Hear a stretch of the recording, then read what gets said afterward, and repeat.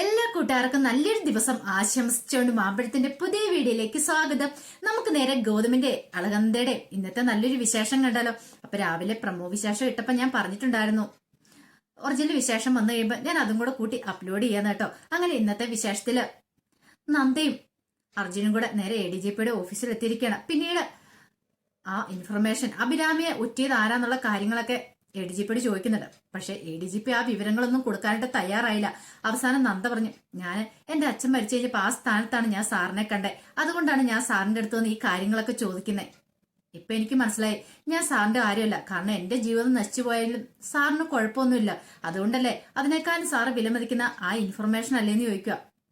അത് കേട്ടതും ADGPക്ക് ഒന്നും വല്ലാതെ അർജുൻ നമുക്ക് പോകാമെന്ന് പറഞ്ഞിട്ട് ഗൗതമും അർജുനും കൂടെ നന്ദയും അർജുനും കൂടെ അങ്ങോട്ട് എഴുന്നേക്കുവാണ്.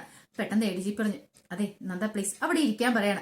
അങ്ങനെ നന്ദ ഇരുന്നു. അതെ, ഞാൻ ഈ ഇൻഫർമേഷൻ തരുന്ന എന്തുകൊണ്ടാന്ന് വെച്ചാൽ നീ എനിക്ക് അത്രയ്ക്ക് പ്രിയപ്പെട്ടതായതുകൊണ്ടാ, കാരണം വിനയ് സാറിന്റെ മോളാ നീ, അതുകൊണ്ട് എനിക്ക് നിന്നെ അങ്ങനെ ഉപേക്ഷിച്ച് കളയാൻ പറ്റില്ലല്ലോ. പിന്നീട് പറഞ്ഞു, ആ ഇൻഫർമേഷൻ വന്ന ഒരു മെയിൽ വഴിയാന്ന് പറയാണ്, അതിന്റെ കഫേയുടെ ഡീറ്റെയിൽസ് ഒക്കെ തരാം, അവിടെ ചെന്ന് അന്വേഷിച്ചു കഴിയുകയാണെങ്കിൽ അതിനെക്കുറിച്ചുള്ള കാര്യങ്ങളൊക്കെ അറിയാൻ സാധിക്കും എന്ന് പറയാം. ഇത് കേട്ടതും അർജുനും നന്ദയ്ക്കും ഭയങ്കര സന്തോഷമായി. താങ്ക് യു സാർ, ഒത്തിരി നന്ദിയുണ്ടെന്ന് പറയണ. പിന്നെ എനിക്ക് നിങ്ങളെ വിശ്വാസമാണ്, നിങ്ങളെ ദുരുപയോഗം ചെയ്യില്ലെന്ന് എനിക്കറിയാം, കാരണം ഒരു കാരണവശാലും ഇങ്ങനെ ഇൻഫർമേഷൻ ഒന്നും കൊടുക്കാൻ പാടില്ലാതാ, കാരണം എന്റെ എത്തിക്സിനെ പറ്റിയ കാര്യങ്ങളൊന്നും അല്ല, ഡിപ്പാർട്ട്മെന്റിൽ ഇതൊക്കെ അറിഞ്ഞിട്ടുണ്ടെങ്കിൽ വലിയ പ്രശ്നങ്ങളാവും. ഒരിക്കലും ഒരു പോലീസ് ഓഫീസർ ഇങ്ങനെ ചെയ്യാൻ പാടുള്ളതല്ല. പക്ഷെ ഒരു നല്ല കാര്യത്തിന് വേണ്ടിട്ടല്ലേ, ഒരു രണ്ട് ജീവിതങ്ങൾ രക്ഷപ്പെടുന്ന കാര്യമല്ലേ, അതുകൊണ്ടാണ് ഞാനത് തരുന്നേ. എന്റെ മോളെ പോലെ നീ അന്നും ഇന്നും അല്ല, എന്നും എനിക്ക് അങ്ങനെ തന്നെയായിരിക്കും, അതുകൊണ്ടാ അറിയാല കാര്യങ്ങളൊക്കെ എന്ന് പറയണ. ഒരു കുഴപ്പം ഉണ്ടായാലും സാറെന്ന് പറഞ്ഞ അവർ രണ്ടുപേരും അങ്ങനെ അവിടെ നിന്ന് ഇറങ്ങുവാണ്.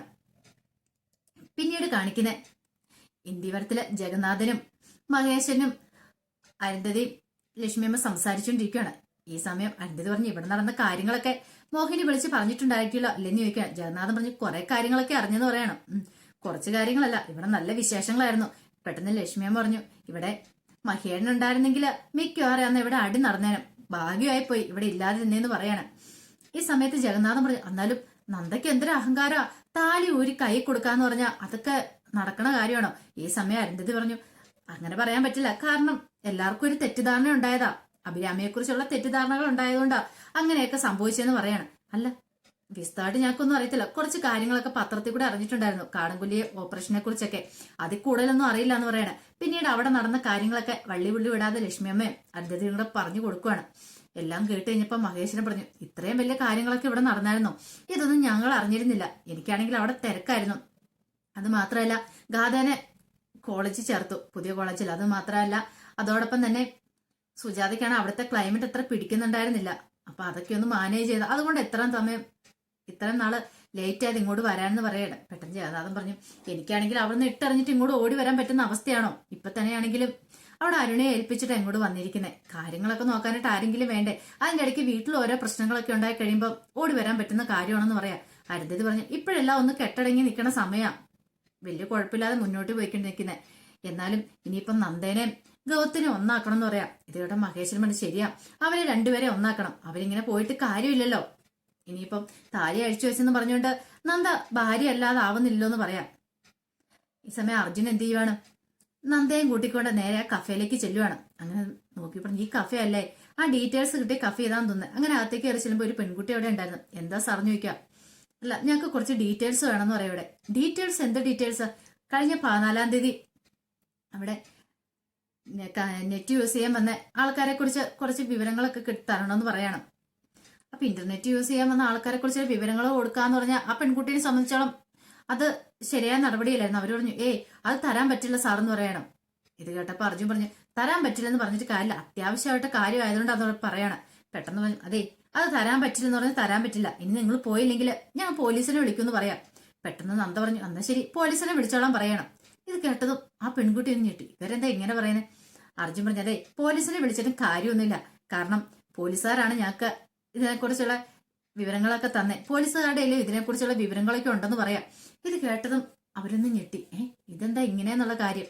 പെട്ടെന്ന് അർജുനോട് ചോദിച്ചു, അല്ല സാറ് പോലീസാണെന്നൊക്കെ. ഞാനിതിനെ കള്ളം പറയണേ, ഞാൻ പോലീസ് അല്ലാന്ന് പറയണം.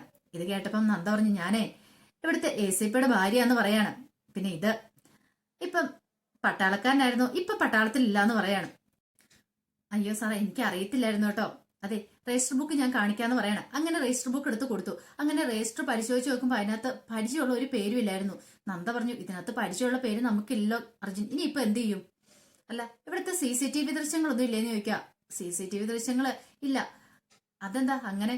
അല്ല, അത് അവര് വരുന്നതിന് മുമ്പ് ഓഫ് ചെയ്തായിരുന്നു പറയാണ്. അവര് വിളിച്ചു പറഞ്ഞിട്ടുണ്ടായിരുന്നു ഓഫ് ചെയ്യാനായിട്ട്. അതുകൊണ്ട് അത് ഓഫ് ചെയ്യുന്നു പറയാണ്.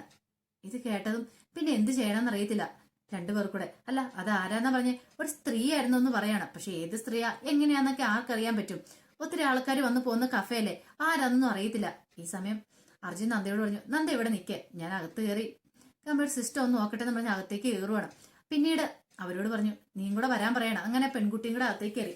അങ്ങനെ അകത്ത് കയറി സിസ്റ്റത്തിന് മുന്നിൽ ഇരുന്നിട്ട് അറിഞ്ഞു ചോദിച്ചു, അല്ല അതിനകത്ത് ആ 14-ാം തീയതി ഒരു പേരിന്റെ മനസ്സിൽ ഉടക്കിയിട്ടുണ്ട്, പ്രിയരഞ്ജിനി.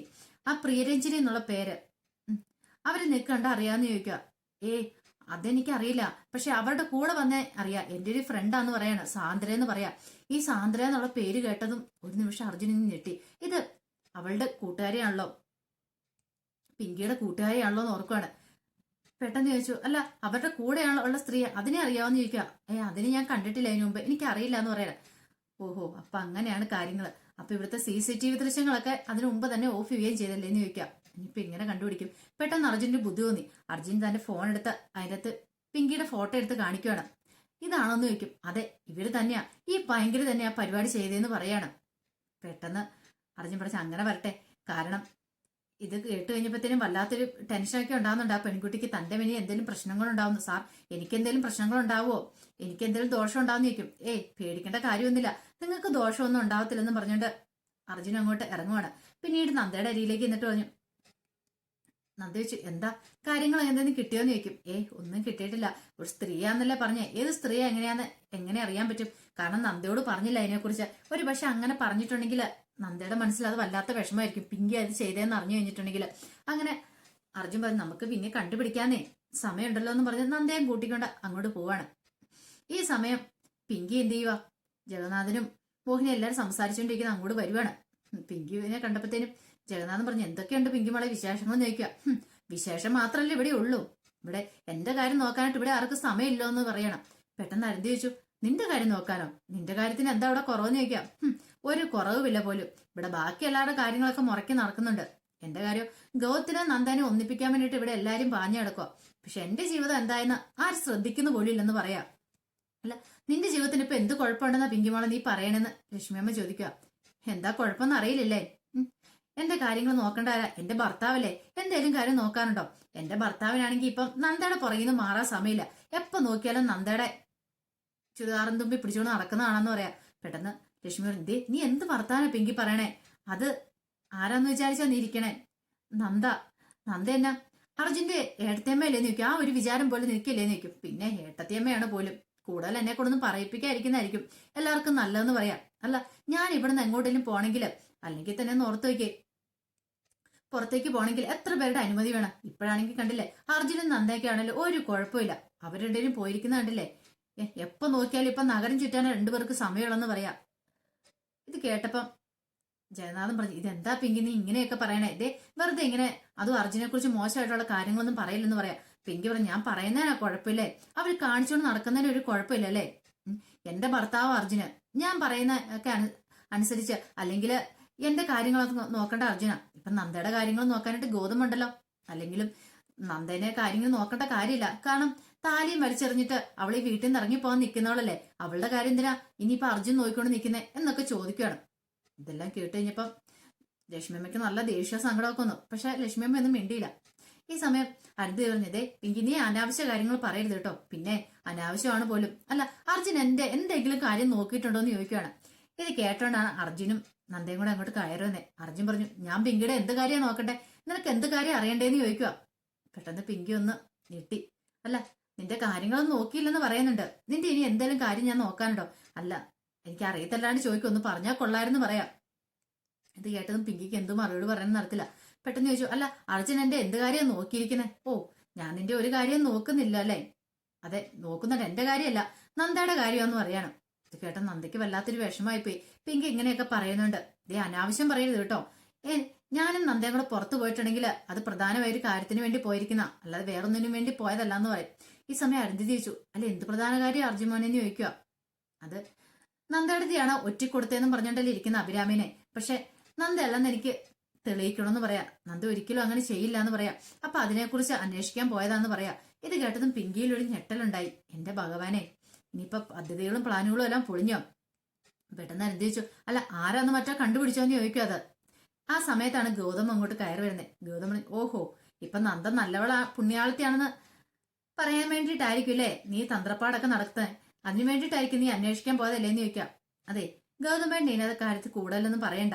പറഞ്ഞു കേട്ടല്ലോ, നന്ദ തെറ്റൊന്നും ചെയ്തിട്ടില്ലെന്ന് പറയാം. അതിങ്ങനെ നിനക്ക് ഉറപ്പിച്ച് പറയാൻ പറ്റും? അല്ല, ഞങ്ങളെ ഒരു മെയില് ചെന്നിട്ടുണ്ടായിരുന്നു അവിടെ. അപ്പൊ ആ മെയിലിനെ കുറിച്ചുള്ള ഡീറ്റെയിൽസ് ഒക്കെ അറിയാണ്ട് പോയിട്ടുണ്ടായിരുന്നു. അപ്പൊ ഒരു കഫേന്ന് അത് പോയിരിക്കുന്നത്. അപ്പൊ ഒരു സ്ത്രീ അത് അയച്ചെന്ന് പറയാണ്. ആ, സ്ത്രീയാന്ന് പറഞ്ഞല്ലോ. അപ്പൊ എന്തുകൊണ്ട് നന്ദ ആയിക്കോളെന്ന് ഗൗതം ചോദിക്കുക. നന്ദയല്ലെന്ന് അവര് പറയുകയും ചെയ്തു. ആ കഫേലിരിക്കുന്ന പെൺകുട്ടി അത് വേറെ ഏതൊരു സ്ത്രീയാന്ന് പറയാണ്. ഇത് കേട്ട അരുന്ധതി പറഞ്ഞു, ഇപ്പൊ മനസ്സിലായല്ലേ നന്ദ തെറ്റും ചെയ്തിട്ടില്ല. പിന്നെ നിനക്ക് എന്താ ഗൗതം കുഴപ്പമെന്ന് ചോദിക്കാം. ഗൗതം പറഞ്ഞു, ഞാനൊന്നും വിശ്വസിക്കത്തില്ല. ഇതെല്ലാം അർജുന്റെ പുതിയ കളികളാ. എന്നാ പറ, ആ സ്ത്രീ ആരെന്ന് പറ എന്ന് പറയാണ്. സ്ത്രീ ആരെന്ന് അറിയില്ല, അതിനെക്കുറിച്ചൊരു വിവരം കിട്ടിയിട്ടില്ലെന്ന് പറയാം. ഓഹോ, അപ്പൊ പുതിയ കള്ളക്കളികൾ ഉണ്ടാക്കിക്കൊണ്ട് വന്നിരിക്കും അല്ലേന്ന് ചോദിക്കാം.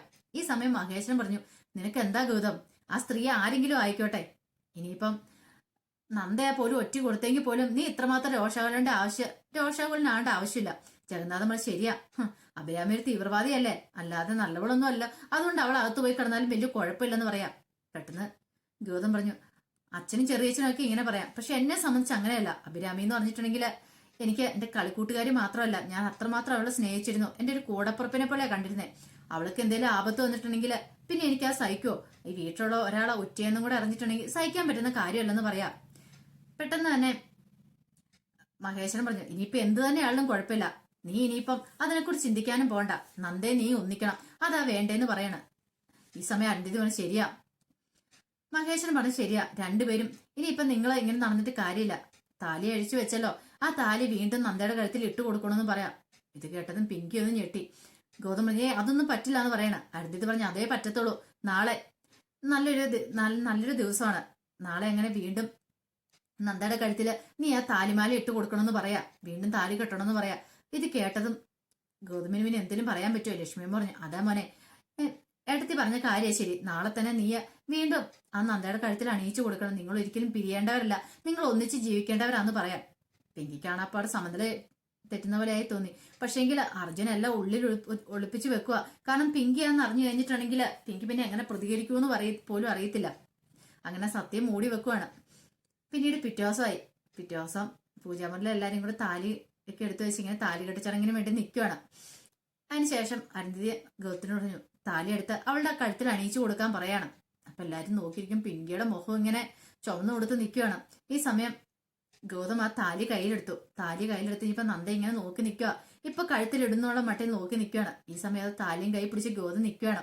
അപ്പൊ ഇടുവോ ഇടത്തില്ലയോ നമുക്കറിയത്തില്ല. അപ്പൊ അതിന്റെ വിശേഷങ്ങളൊക്കെ നമുക്ക് എല്ലാവർക്കും കാത്തിരിക്കാം കേട്ടോ. വൈകുന്നേരത്തെ പ്രമോ വിശേഷം വരുമ്പോ അറിയാം താലി അണിയിക്കോ. ഇനി ആ സമയത്ത് ഗൗതം എന്തേലും വേണ്ടാത്ത രീതി പറയുമെന്നൊന്നും അറിയത്തില്ല. ഒരു കാര്യം ഉറപ്പാ, പിങ്കിക്കിടെ നല്ല 8ന്റെ പണി തന്നെ കിട്ടാൻ പോന്നെ. അപ്പൊ അതിന്റെ വിശേഷങ്ങളൊക്കെ നമുക്ക് എല്ലാവർക്കും കാത്തിരിക്കാം കേട്ടോ. ഒരിക്കൽ കൂടി എല്ലാവർക്കും നല്ലൊരു ദിവസം ആശംസിച്ചു നിർത്തുന്നു. നന്ദി.